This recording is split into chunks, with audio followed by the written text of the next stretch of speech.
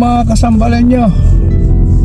Good morning, good afternoon, good evening kung saan man kayo ngayon.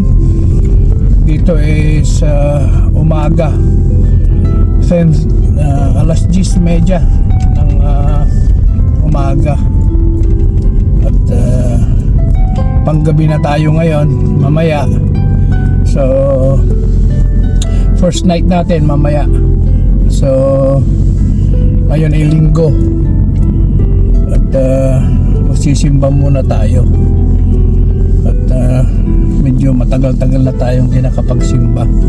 At hindi tayo makakapag simba sa Pasko. Kaya malamang ito na lang ang simba ko para sa Pasko. Dahil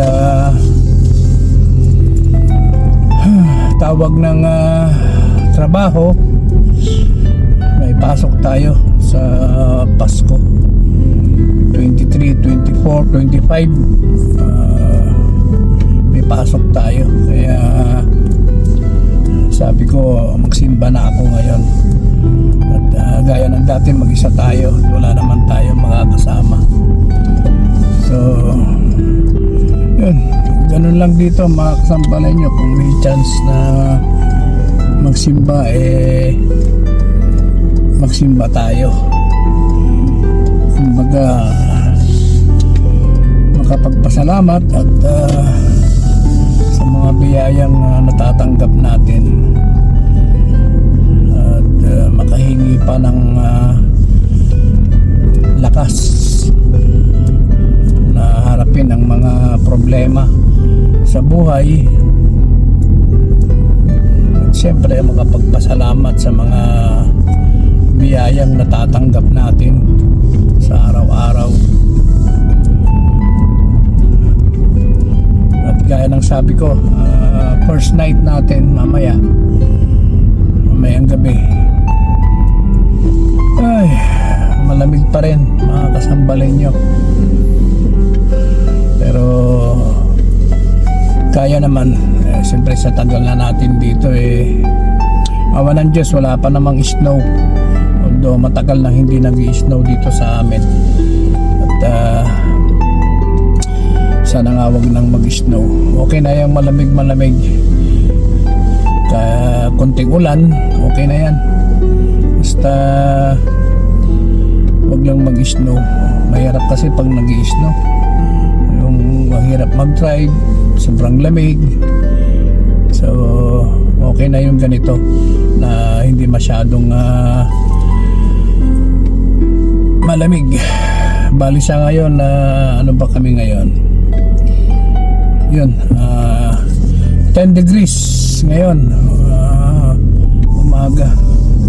So kaya pa naman ang lamig dito. Bali naka-jacket ako, isang t-shirt lang sa loob. At kaya pa naman yung lamig. Yun lang, sisimba lang tayo, okay?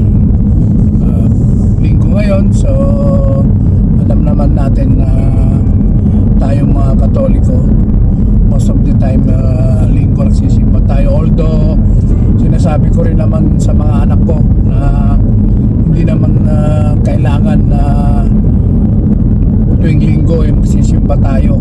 Sabi ko nga sa kanila, kahit naman nasaan tayo, pwede tayong magdasal. Kahit nga sa loob ng toilet pwede tayong magdasal. Dahil lang Panginoon naman nandiyan lang sa atin palagi. So hindi naman kailangan na tuwing linggo magsimba tayo. Yun lang, kung may chance, of course, kagaya ko, laging natatapat na linggo may trabaho ako. Buti nga ngayon natapat na linggo, panggabi tayo. So ganito ang ginagawa ko pag linggo at panggabi tayo. May chance na magsimba. Kung di mas maganda. So ang Panginoon naman lagi nandiyan kahit nasaan tayo. Hindi naman tayo nakakalimot na tumawag sa Kanya. May problema man tayo o wala, kailangan tumawag tayo sa kanya, magpasalamat lalo na, at siyempre humingi ng tulong kung may problema tayo, malaki man o maliit. Kailangan tayong laging tumawag sa Panginoon, dahil sabi nga nila, ang buhay daw ng tao parang pelikula, mapadrama, mapakomedy, action, at iisa lang palagi ang director, ang Panginoon. Siya ang nag-direct ng buhay natin, mga kasambalinyo. Kaya sa Diyos natin lahat, anuman ang dumating sa buhay natin. So ganyan lang naman dito. Kailangan na huwag natin kalilimutan ng Panginoon. Hindi yung paalala lang natin kung meron tayong malaking problema. Kailangan lagi natin siyang maalala, at lagi tayong tumawag sa Kanya. Merong tatlo naman ang simbahan dito ng Katoliko. Yung isa kasi alas 10 ang mas nila. Dito naman sa pinupuntahan namin palagi is alas 11 ng umaga. Yung isa naman alas 9 yata ang misa nila. So kumbaga ito yung pinakamagandang oras, especially kung panggabi ka. Ito ang pinakamagandang oras para magsimba. At nandito na tayo sa simbahan St. Therese, itong pinupuntahan natin lagi,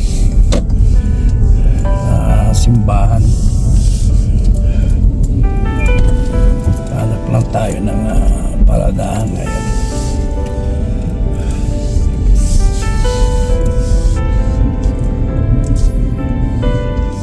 Hindi naman kasi masyadong maraming nagsisimba dito, mga kasambalinyo.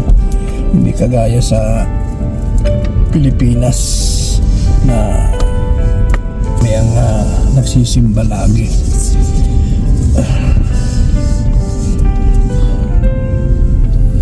Ayan.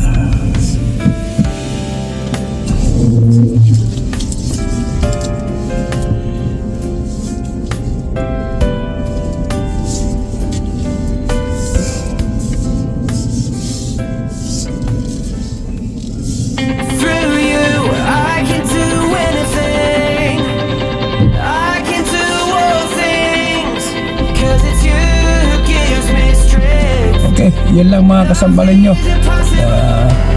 Sisimba lang tayo. Okay, ingat po tayong lahat. God bless everyone. Maraming salamat sa inyo. Advance Merry Christmas sa lahat. Okay, bye.